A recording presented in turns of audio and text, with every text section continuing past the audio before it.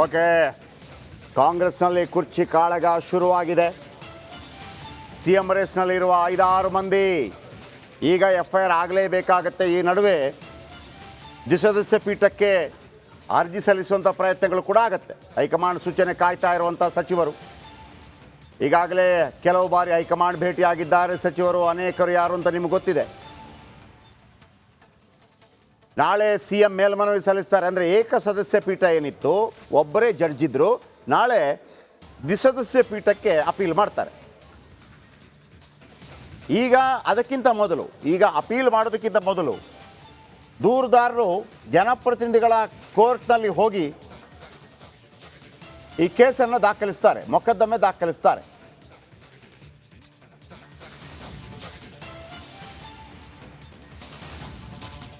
ಆ ನಂತರ FIR ಆದ ನಂತರ CM ರಾಜೀನಾಮೆ ಕೊಡಬೇಕಾ ಕೊಡಬಾರ್ದಾ, ಕೊಡೋದೇನೆ ಇರ್ತಾರೆ. ಆದರೆ ಹೈಕಮಾಂಡ್ ಆ ಸಂದರ್ಭದಲ್ಲಿ ಯಾವ ತೀರ್ಮಾನವನ್ನು ಕೈಗೊಳ್ಳುತ್ತೆ? ನಾನು ಸುನಿಲ್ ಕುಮಾರ್ ವಕೀಲರ ಹತ್ರ ಕೇಳ್ತಾ ಇದ್ದೆ. ಆಗ ಅವರು ಹೇಳಿದರು, ಅಂದರೆ ಅರವಿಂದ್ ಕೇಜ್ರಿವಾಲ್ ವಿಚಾರಕ್ಕೆ ಬಂದಾಗ ಅರವಿಂದ್ ಕೇಜ್ರಿವಾಲೇ ಹೈಕಮಾಂಡ್. ಆದರೆ ಕಾಂಗ್ರೆಸ್ನಲ್ಲಿ ಹಾಗಲ್ಲ, ಹೈಕಮಾಂಡ್ ಪ್ರತ್ಯೇಕವಾಗಿ ಇದೆ. ಸ್ಮಿತಾ ಇದರ ಬಗ್ಗೆ ಇನ್ನಷ್ಟು ಹೆಚ್ಚಿನ ಬೆಳಕು ಚೆಲ್ತಾರೆ. ನಿರಂತರವಾಗಿ ಇದರ ಬಗ್ಗೆ ಹೇಳ್ತಾನೆ ಇದ್ರು. ಸ್ಮಿತಾ, ಇವತ್ತು ಬೆಳಿಗ್ಗೆ ಕೂಡ ನಾವು ಮಾತಾಡಿದ್ವಿ. ಈಗ 2 ಪಾಯಿಂಟ್ಗಳನ್ನು ಭಾಳ ಮುಖ್ಯವಾಗಿ ಹೇಳ್ತಾ ಇದ್ದಾರೆ. ಯಾಕಂದರೆ ಒಂದು ಜನಪ್ರತಿನಿಧಿಗಳ ಕೋರ್ಟ್ಗೆ ಹೋದಾಗ ಯಾರ ದೂರನ್ನು ಆಧರಿಸಿ ಕೇಸು ದಾಖಲಿಸಬೇಕು ಅಂತ ಬಂದಾಗ ಒಬ್ಬರದು ದೂರು ದಾಖಲಾಗುತ್ತೆ, ಇನ್ನಿಬ್ಬರನ್ನು ಸಾಕ್ಷಿ ಮಾಡಲಾಗುತ್ತೆ. ಆ ನಂತರ FIR. ಈ ನಡುವೆ ಏಕಸದಸ್ಯ ಪೀಠ ಕೊಟ್ಟಂಥ ಆದೇಶ ಏನಿದೆ ಅದನ್ನು ಪ್ರಶ್ನಿಸಿ ದ್ವಿಸದಸ್ಯ ಪೀಠ, ಇಬ್ಬರು ಜಡ್ಜ್ಗಳಿರುವಂಥ ಬೆಂಚ್ಗೆ ನಾಳೆ ಅಪೀಲ್ ಸಲ್ಲಿಸಲಿದ್ದಾರೆ.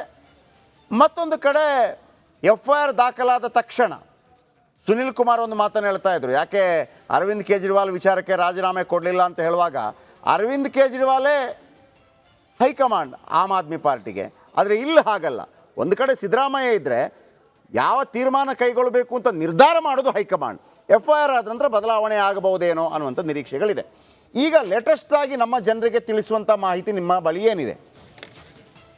ಜಯಪ್ರಕಾಶ್ ಶೆಟ್ಟರೆ, ಈ ಮೂಡಾ ವಿಚಾರದಲ್ಲಿ ಸಿದ್ದರಾಮಯ್ಯನವರ ಹೆಸರು ಕೇಳೋಕೆ ಸಿಕ್ಕಾಗಿಂದ ವಿರೋಧ ಪಕ್ಷಗಳು ಯಡಿಯೂರಪ್ಪನವರ ಕೇಸನ್ನು ಕಂಪೇರ್ ಮಾಡಿ ಮಾತನಾಡ್ತಿರೋದು. ಅಂದರೆ ಯಡಿಯೂರಪ್ಪನವರ ವಿರುದ್ಧ ಕೂಡ ಪ್ರಾಸಿಕ್ಯೂಷನ್ಗೆ ಅನುಮತಿ ಆಯಿತು, ಸ್ಟೆಪ್ ಡೌನ್. ಅಂದರೆ ಮುಖ್ಯಮಂತ್ರಿ ಪದವಿಗೆ ಅವರು ರಾಜೀನಾಮೆ ಕೊಟ್ಟರು, ಸಿದ್ದರಾಮಯ್ಯನವರು ಕೂಡ ನೈತಿಕ ಹೊಣೆ ಹೊತ್ತು ರಾಜೀನಾಮೆ ಕೊಡಬೇಕು ಅಂಥೇಳಿ. ಈಗ ಸುನಿಲ್ ಕುಮಾರ್ ಅವರು ಹಿರಿಯ ವಕೀಲರು ಹೇಳ್ದಂತೆ ಇನ್ ಕೇಸ್ ಏನಾದರೂ FIR ರಿಜಿಸ್ಟರ್ ಆಗೇ ಬಿಡ್ತು ಅಂತಂದರೆ ಆಗೇ ಆಗತ್ತೆ. ಕಾನೂನಾತ್ಮಕವಾದ ಪ್ರಕ್ರಿಯೆಗಳು 1-2 ದಿನ ಸಮಯ ಹಿಡಿದ್ರೂ ಕೂಡ FIR ದಾಖಲಾದ ನಂತರದಲ್ಲಿ ನೈತಿಕವಾಗಿ ಮುಂದುವರಲಿಕ್ಕೆ ಮುಖ್ಯಮಂತ್ರಿ ಸ್ಥಾನದಲ್ಲಿ ಅವಕಾಶಗಳು ಉಳಿಯುತ್ತೋ? ಸಾಂವಿಧಾನಿಕವಾಗಿ ನೀವು ಕೇಳಿದ್ರೆ ಕೆಳಗೆ ಇಳಿಲೇಬೇಕಾ ಸಿದ್ದರಾಮಯ್ಯನವರು ಅಂದರೆ ಇಲ್ಲ, ಎಲ್ಲೂ ಇಲ್ಲ. ನೀವು ಅರವಿಂದ್ ಕೇಜ್ರಿವಾಲ್ ಅವರ ಎಕ್ಸಾಂಪಲ್ ಕೊಟ್ಟ ಹಾಗೆ ಜೈಲಲ್ಲಿದ್ದೇನೆ ಆಡಳಿತ ನಡೆಸಲಿಕ್ಕೆ ಅವಕಾಶ ಇದೆ. ಆದರೆ ಕಾಂಗ್ರೆಸ್ ಈ ದೇಶದ ಒಂದು ಅತ್ಯಂತ ದೊಡ್ಡ ಪಾರ್ಟಿ. ಹಾಗೆ ಮಾರಲ್ ಗ್ರೌಂಡ್ಸ್ನಲ್ಲಿ ಯೋಚನೆ ಮಾಡುತ್ತಾ ಹೈಕಮಾಂಡ್ ಸಿದ್ದರಾಮಯ್ಯನವರನ್ನು ಕೆಳಗಿಳಿಸಬೇಕು ಅನ್ನೋ ನಿರ್ಧಾರಕ್ಕೆ ಬರುತ್ತಾ? ಅದೊಂದು ದೊಡ್ಡ ಪ್ರಶ್ನೆ ಇದೆ. ಕೆಳಗಿಳಿಸ್ಲಿಕ್ಕೆ ಆಪ್ಷನ್ಗಳಿದೆಯಾ ಹೈಕಮಾಂಡ್ ಕೈಯಲ್ಲಿ? ಸಿದ್ದರಾಮಯ್ಯನಂತಹ ಮಾಸ್ ಲೀಡರ್ನ ಮುಖ್ಯಮಂತ್ರಿ ಪದವಿಯಿಂದ ಕೆಳಗಿಳಿಸೋದು ಅಷ್ಟು ಸುಲಭದ ಟಾಸ್ಕ್ ಅಲ್ಲ. BJPಯಲ್ಲಿ ಆದ ಬೆಳವಣಿಗೆಗಳನ್ನು ಕಾಂಗ್ರೆಸ್ನವರು ಕೂಡ ಸೂಕ್ಷ್ಮವಾಗಿ ಗಮನಿಸಿದ್ದಾರೆ. ಯಡಿಯೂರಪ್ಪನವರನ್ನು ಬೇರೆ ಸಂದರ್ಭದಲ್ಲಿ ಕೆಳಗಿಳಿಸಿದಾಗ ಚುನಾವಣೆಯಲ್ಲಿ ಯಾವ ರೀತಿಯಾದ ಪರಿಣಾಮ ಬಂತು, ಹಾಗೆ ಪಕ್ಷದ ಒಳಗೆ ಯಾವ ರೀತಿಯಾದ ಪರಿಣಾಮ ಬೀರ್ತು, ನಾಯಕತ್ವ ಅನ್ನೋ ಆ ಒಂದು ಸ್ಥಾನಮಾನದಲ್ಲಿ ಎಂಥದ್ದೊಂದು ದೊಡ್ಡ ಘಾಸಿ ಉಂಟಾಯಿತು, ಇದೆಲ್ಲವನ್ನ ಗಮನಿಸಿರುವ ಕಾಂಗ್ರೆಸ್ನ ಹೈಕಮಾಂಡ್ ಈ ಸಿದ್ದರಾಮಯ್ಯನವರ ಪ್ರಕರಣದಲ್ಲಿ ಅಂಥದ್ದೊಂದು ರಿಸ್ಕ್ ತೆಗೆದುಕೊಳ್ಳಿಕ್ಕೆ ಮುಂದಾಗುತ್ತಾ?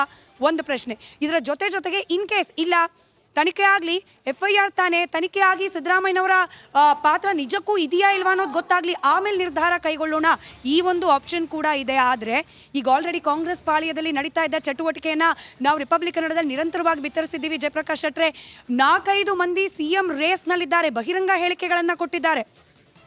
Delhi to Bengaluru, Bengaluru to Delhi continuous trip ಮಾಡಿದ್ದಾರೆ, ಹೈಕಮಾಂಡ್ ನಾಯಕರನ್ನ ಭೇಟಿಯಾಗಿ ಬಂದಿದ್ದಾರೆ. ಇವರೆಲ್ಲ ಸುಮ್ಮನೆ ಕೂರ್ತಾರಾ?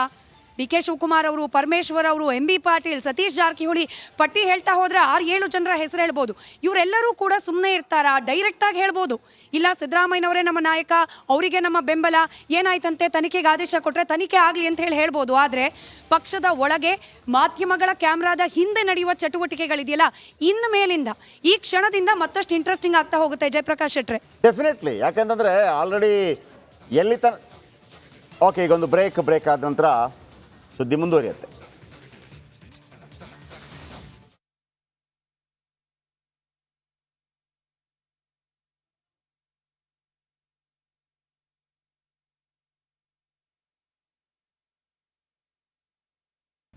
ಸುದೀರ್ಘವಾಗಿ